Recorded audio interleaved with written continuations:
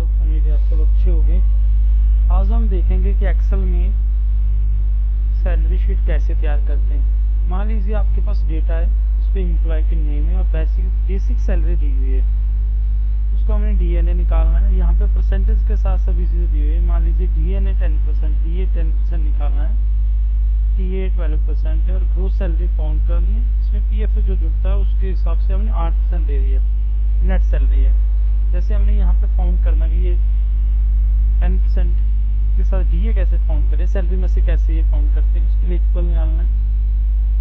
Salary को select करना है और मल्टीप्लाई का साइन 10 देना और 10% के साथ हमें यहाँ पे इसको एंटर कर देंगे। हमारे पास क्या आ जाएगी, डीए निकल कर आ जाएगा और हमने डीए निकालना है। उसके लिए इक्वल सेम सैलरी को सिलेक्ट करना है, मल्टीप्लाई बाय 12% और देन एंटर।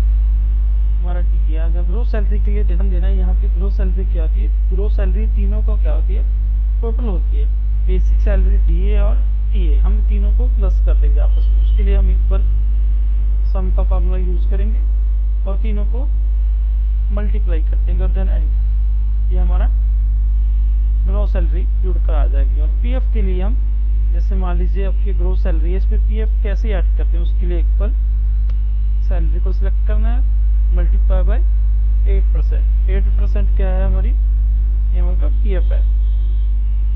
अब पीएफ तो निकाल लिया, ग्रोस सैलरी भी आ गई। और इसके बाद हम नेट सैलरी देख रहे हैं। नेट सैलरी का मतलब है जिसमें ग्रोस सैलरी और पीएफ जुड़कर ऐड हो जाता है, उसको हम ग्रोस सैलरी बोलते हैं। उसके लिए हम क्या करेंगे, यहाँ पे इक्वल डालेंगे, सम, इन दोनों को हम क्या कर देंगे, मल्टीप्लाई कर देंगे। यहाँ पे हमारी gross salary, sorry net salary जुड़कर आ जाएगी। हम एक आसान तरीका बताता हूँ आपको, इसमें एडवांस ट्रिक्स भी कह सकते हैं। मान लीजिए हमने 1 बाय 1 सभी का एक आंसर निकाल लिया। अब हम ये चाहते हैं कि हमको सभी में फार्मूला अप्लाई ना करना पड़े, एक ही साथ क्या हमारा सभी का आंसर आ जाए, समय बच जाएगा। मान लीजिए यहाँ पे रूल्स काफ़ी हो सकती है, यहाँ पे 32 भी ले रखी हैं, 32 एम्प्लॉयर है। तो यहाँ पे सिलेक्ट करना है, सभी को सिलेक्ट कर लिया, कॉर्नर पे जाएंगे, यहाँ पे प्लस का निशान आएगा, कॉर्नर पे हल्का प्लस का आगे ना, बिल्कुल यहाँ पे डबल क्लिक करना है। अब देखेंगे एकदम आपका क्या हो गया, सभी का आंसर आ गया। तो इसके साथ क्या होता है, आपका समय बच जाता है और हमको दोबारा करने की जरूरत भी नहीं पड़ती। अगर आप चाहते हैं इसको हमने फॉर्मेट, डिज़ाइन फॉर्मेट में चेंज करना है, सभी डाटे को सिलेक्ट कर लेंगे विदाउट हेडिंग। सिलेक्ट करने के बाद हम कंडीशनल फॉर्मेटिंग में जाएंगे, यहाँ पे डाटा बार में जाएंगे। डाटा बार में जाकर अगर सिंगल डिज़ाइन करनी है तो ऐसे कर सकते हैं, डबल करनी है तो इसमें भी रहने देंगे। कलर स्केल में जाएंगे और यहाँ जाकर हम किसी भी कलर को लगा देंगे। तब एक चीज़ ध्यान रखनी, यहाँ पे कोई भी कलर करना आपको, कलर हमेशा लाइट कलर में होना चाहिए, देखने में भी अच्छा लगता है और शो करने में भी अच्छा लगता है। ठीक है, हम इस तरह लाइट कलर दे देते हैं। ये हमारी सैलरी शीट तैयार होगी। दोबारा फिर समझा देता हूँ आपको अगर नहीं पता लगा हो।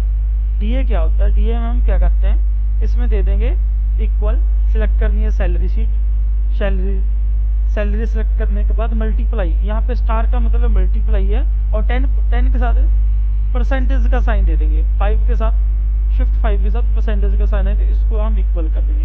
इसी प्रकार ये है, टीए निकालने के लिए हमने क्या किया, इक्वल सैलरी को सिलेक्ट किया, मल्टीप्लाई बाय 12%, हम इसको एंटर कर देंगे, ये हमारा टीए आ गया। ग्रोस सैलरी के लिए क्या किया हमने, बेसिक सैलरी, डीए और टीए, इन तीनों का क्या कर दिया, आपस में सम कर दिया। सम का फॉर्मूला लगाना है और तीनों को क्या कर देना है, प्लस कर देना है। पीएफ में क्या करना है, पीएफ में सेम करना है, जैसे हमारे पास ग्रोस सैलरी आ गई, इसको 8% के साथ मल्टीप्लाई कर देंगे, हमारी ग्रोस सैलरी है। पीएफ ऐड होकर ऐड पीएफ आ जाएगा इसमें हमारा 8% के हिसाब से। ग्रोस सैलरी में से हमने क्या किया, पीएफ को ऐड कर दिया। यहाँ पे नेट सैलरी, नेट सैलरी में क्या करेंगे, इन दोनों को, ग्रोस सैलरी और पीएफ को, दोनों को ऐड कर देंगे, सम का फार्मूला लगाकर ऐड कर देंगे। इस प्रकार हम क्रिएट सैलरी शीट तैयार कर सकते हैं। ये बहुत ही आसान तरीका है। अगर कोई भी दिक्कत हो तो आप हमको कमेंट करके पूछ सकते हैं। धन्यवाद। हमारे चैनल को लाइक एंड सब्सक्राइब करें।